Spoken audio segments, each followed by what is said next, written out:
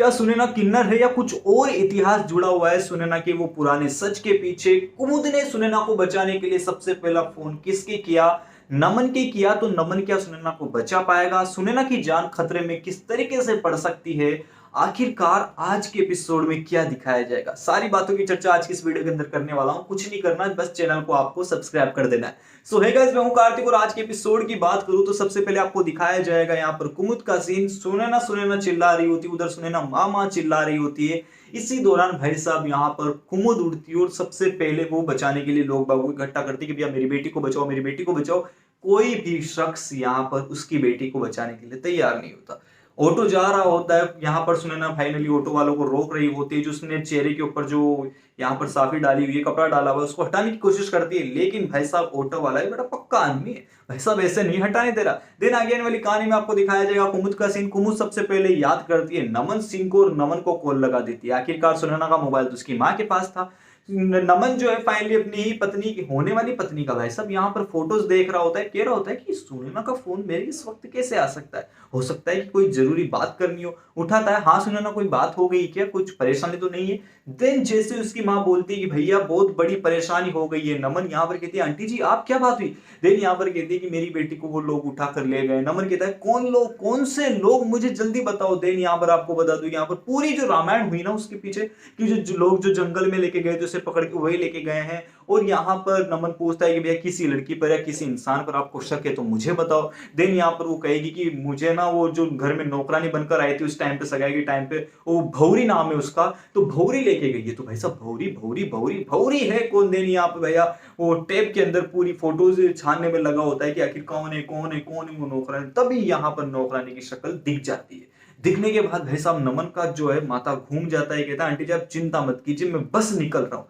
Phone cut करता है। Then यहाँ पर तुरंत फाइनली यहाँ पर गेट की तरफ भागता है। गेट की तरफ जैसे ही भागता है भाई साहब गेट पे तो ताला लगा हुआ है। इस प्रकार से सीन आपको दिखाया जाएगा जैसे स्क्रीन पर दिखाया जा रहा है। ताला लगा हुआ है, ताला पहले ही दोनों देवरानी जेठानी ने लगा दिया है। सबसे पहले नमन फोन करता है अपने ही चाचा को। चाचा भाई साहब यहाँ पर नमन की पूरी मदद करने के लिए तैयार है। अब सबसे बड़ा यहाँ पर हिंट आता है कि चाचा मदद के लिए क्यों तैयार हो रहा है, क्योंकि चाचा तो यहाँ पर चाहता ही नहीं भाई साहब कि कुछ ऐसा हो, राजकुमारी जी के हित में कोई काम हो।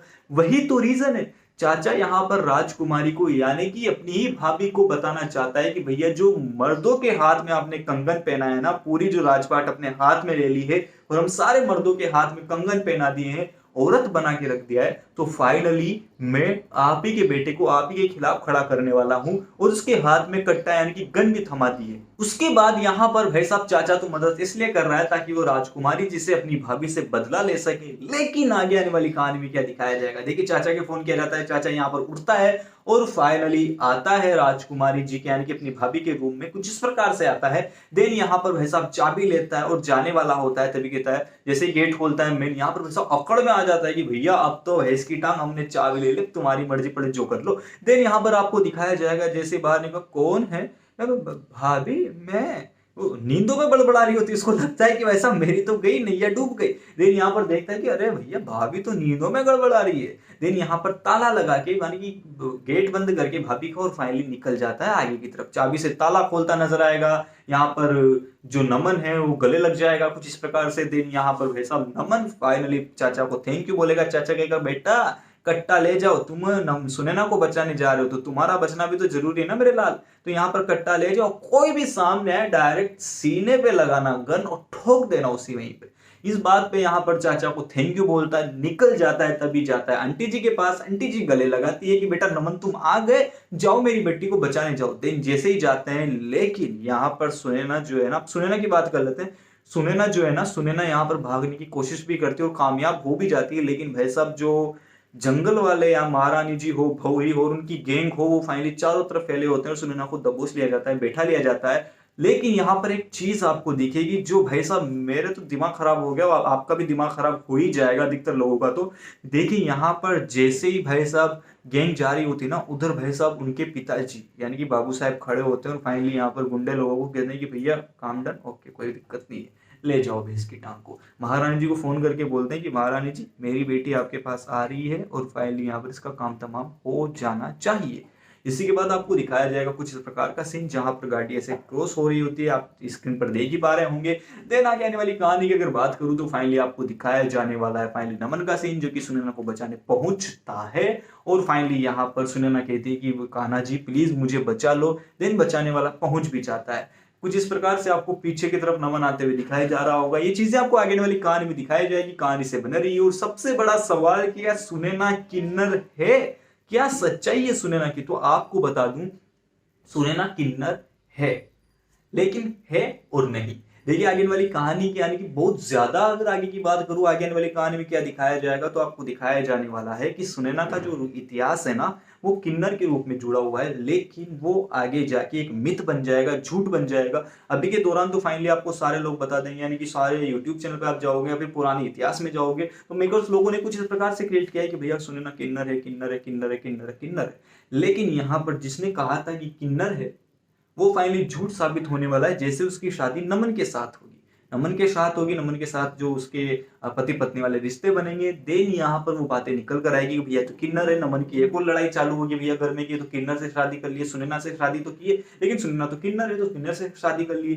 थोड़े ही टाइम बाद मेकर्स लोग इस मिथ को, इस झूठ को यहाँ पर क्लियर कर देंगे और सुनैना एक नॉर्मल लड़की की तरफ बाहर निकल कर आएगी। तो यानी कि सुनैना किन्नर है अभी के दौरान, लेकिन बाद में वो नॉर्मल लड़की बन जाएगी। और अभी भी वो नॉर्मल लड़की ही है, लेकिन जिसने बाबू साहब के कान भरे थे, जिसने कुछ भी कहा बाबू साहब के लिए कि सुनैना किन्नर है, जिसने भी कहा हो, वो फाइनली झूठ कहा था। वो सिर्फ बाबू साहब से बदली यानी कि बदला लेने के लिए या बदनामी करने के लिए कहा था, जो कि यहाँ पर सच है। इसी वजह से उसने 17 साल तक उसको रखा। अब वो मारना चाहता है क्योंकि महारानी खुद किन्नर है। और जो यहाँ पर उसकी शादी एक ऐसे इंसान से करवाई जा रही है जो खुद गे है। तो फाइनली इससे क्या होगा, कुमुद को बाबू साहब जब रूम में लेकर आते हैं ना, तो यहाँ पर आपको आधा सीन दिखाया जाता है। आधा सीन आपको बाद में दिखाया जाएगा जब सुनैना का वो किन्नर वाला इतिहास निकल कर सबके सामने आएगा।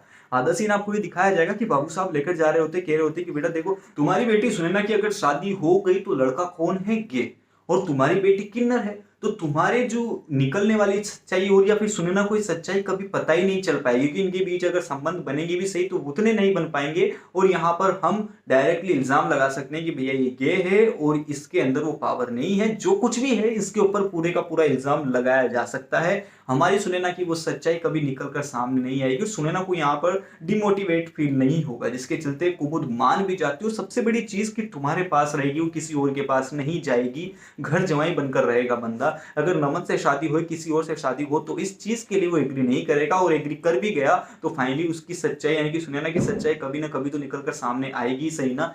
ये झूठ के अंदर बाबू साहब जो जी रहे हैं ना, तो भाई साहब ये वाला बहुत बड़ा झूठ है। क्योंकि मेकर्स लोग, आप बिल्कुल टेंशन मत लीजिएगा कि भैया ये तो किन्नर है, हम सीरियल देखना छोड़ देंगे, हम ऐसा करना छोड़ देंगे, हम वो कर देंगे, हम यहाँ बाइकआउट कर देंगे इस सीरियल को। नहीं, सुनैना किन्नर नहीं है। सिर्फ ये जो सुनैना से बदनामी करने के लिए, बाबू साहब की बदनामी करने के लिए, उनसे बदला लेने के लिए ये शुरुआत में झूठ फैला दिया गया था। और बाबू साहब बड़ा अंधविश्वास आदमी है, तो इसलिए वो अंधविश्वास में जी रहा है। इसलिए आगे आने वाली कहानी में सुनैना किन्नर नहीं है, ऐसा मेकर्स लोग दिखा देंगे। थोड़े टाइम के लिए आपको दिखाया जाएगा किन्नर है, लेकिन वो आगे के आने वाली कहानी में सुनैना किन्नर नहीं है, ऐसा प्रूफ कर देंगे। सारी चीजें आपको आगे वाली कहानी में दिखाई जाने वाली है। कहानी से बने रहिए। मैंने सारे सवालों के जवाब आपको दे दिए, तो प्लीज चैनल को सब्सक्राइब कीजिएगा, कहानी से बने रहिए, वीडियो को लाइक कीजिएगा, बहुत सारा प्यार दीजिएगा चैनल को। Thank you.